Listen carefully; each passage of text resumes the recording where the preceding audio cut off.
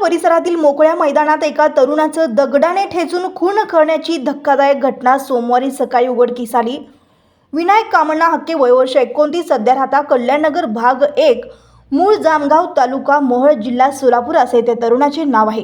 घटनेची खबर मिळताच विजापूर नाका पोलीस ठाण्याचे पथक तातडीने घटनास्थळी धाव घेतली। प्राथमिक माहितीनुसार सदरची घटना ही मध्यरात्री नंतर घडली असावी असा अंदाज व्यक्त केला जात आहे।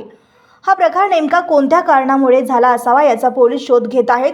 घटनास्थळी फायरिनिस्ट लॅब श्वान पथकासह पाचारण करण्यात आले आहे। घटनास्थळावरचा पंचनामा करण्याची प्रक्रिया सुरू आहे। सहाय्यक पोलीस आयुक्त अजय परमार, गुन्हे शाखेचे वरिष्ठ पोलीस निरीक्षक सुनील दोरगे, वरिष्ठ पोलीस निरीक्षक दादासाहेब गायकवाड यांच्यासह पोलीस पथकाकडून शोध सुरू आहे।